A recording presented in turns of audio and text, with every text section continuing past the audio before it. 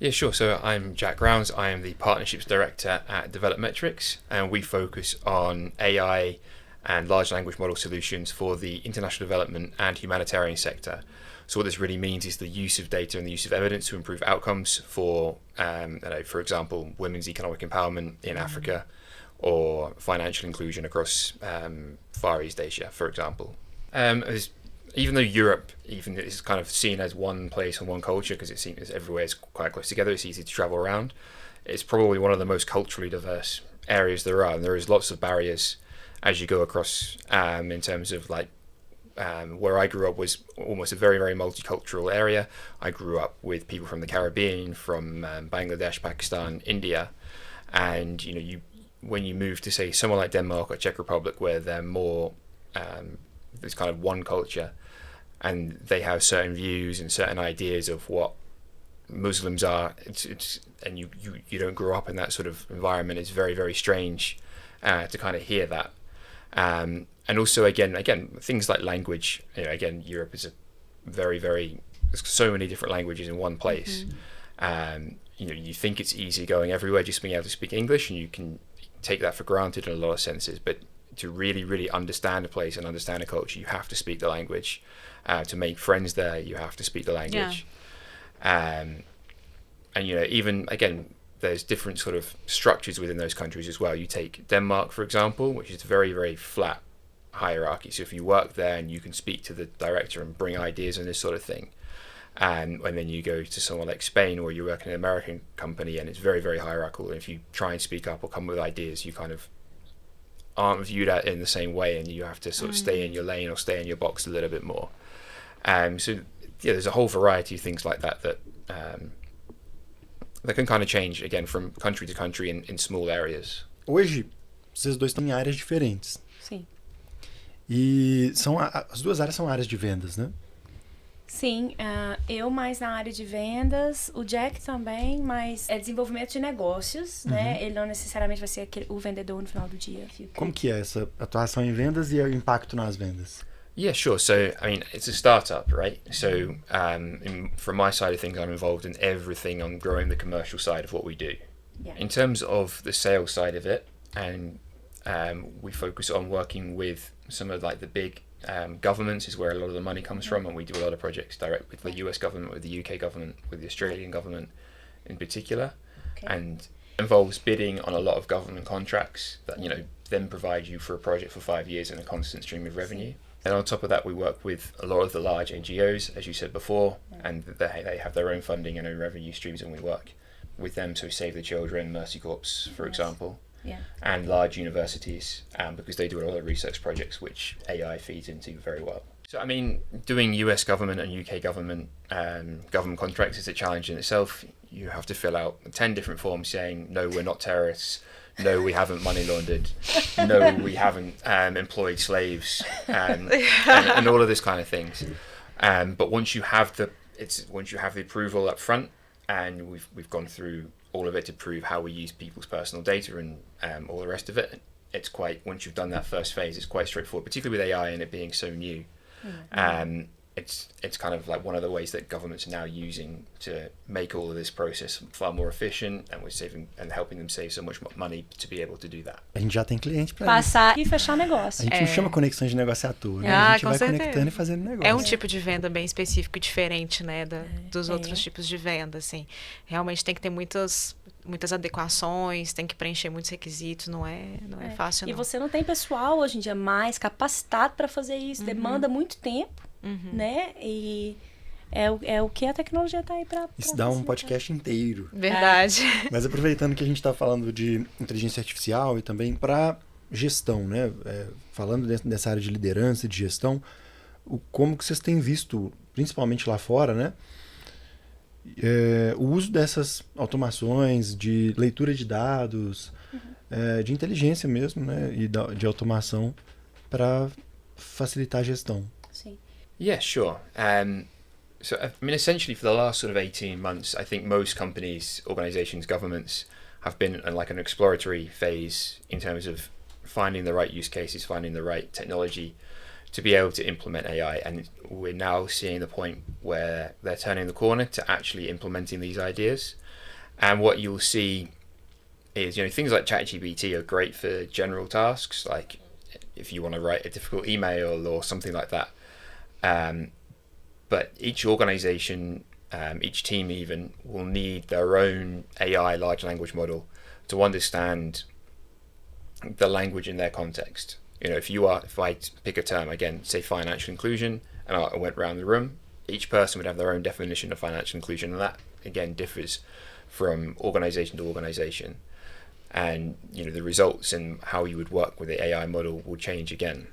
So you'll need, again, each company will need their own large language model that understands and speaks their language and retains that knowledge. And it'll be really, really important. If people move around companies just to do more and more, a lot of the knowledge and experience then gets retained in an organization. So when new people come in, all of that past data and language is maintained. So you almost have essentially extra employees there that can help you, again, write reports, automate a lot of your processes, again, just make things more efficient. Moving forward. Me deixa um pouco intrigada, assim, como é uma tecnologia, são tecnologias novas e estão surgindo diferentes a cada dia, né? Eu, como advogada, fico muito preocupada com o uso disso. Aqui no Brasil a gente está começando a ter alguma regulamentação sobre o uso de inteligência artificial. Quais usos são legais, quais usos são ilegais, né? Qual que vai ser o parâmetro de uso dessas inteligências, assim, é algo que eu já estou vendo gerar umas demandas jurídicas assim bastante difíceis de resolver, justamente porque ainda não existe essa regulamentação. E aí quero saber se lá na empresa de vocês, tanto na sua quanto na do Jack, como que é feito esse uso ético assim da IA, justamente para evitar essas demandas jurídicas. No, exactly. It's interesting what you see. So in Europe, the focus is on regulation. The focus in the US, for example, is on the entrepreneurship, and you have to have a balance between the two. What some of the regulations are around is, again, if you're publishing something that is AI generated, it has to have like a watermark or a label saying this is generated by AI. And you can't do things like you can't use people's personal data, people's date of births have to be excluded. And you have to, obviously, things like, again, on LinkedIn, you have to opt out now of LinkedIn using your data for AI purposes. So again, if you put like a website into ChatGPT, the ChatGPT can read the website and find information. If you put your own LinkedIn profile into it, once you've opted out, ChatGPT can't read your data through from LinkedIn.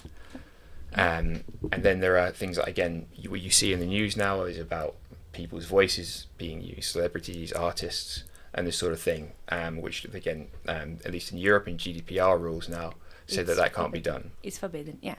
Então, isso é uma questão muito interessante, Bruna, porque as leis na Europa já estão mais avançadas. Né? Basicamente, se você cria um documento inteiro num ChatGPT, é obrigatório vir impresso que aquilo foi criado pela inteligência artificial. Tem que ter o selo. Sim.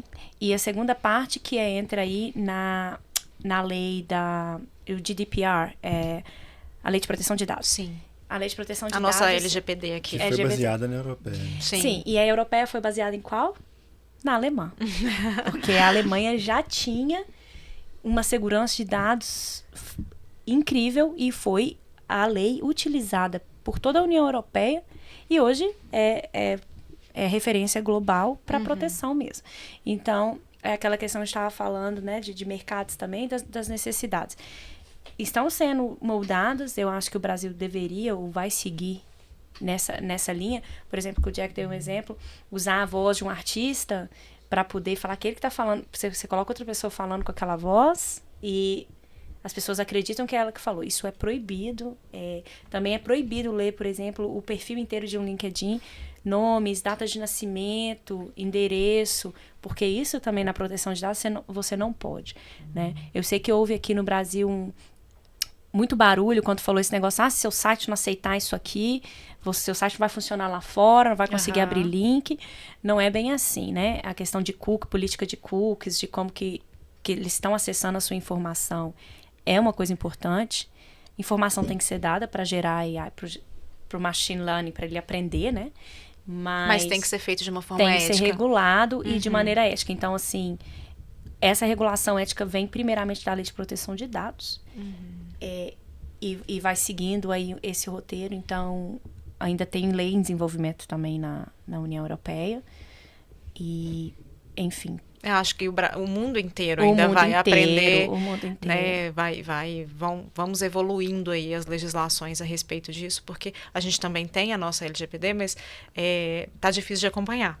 Né? É difícil. É porque a tecnologia chegou antes da lei, né? Antes da regulamentação para ela.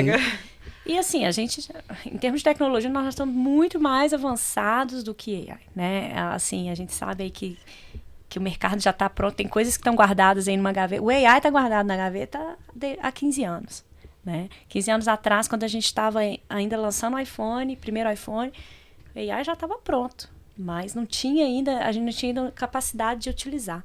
E isso... Agora temos, mas aí tem... Então, a questão dá um podcast inteiro também só para falar sobre regulamentação de inteligência artificial.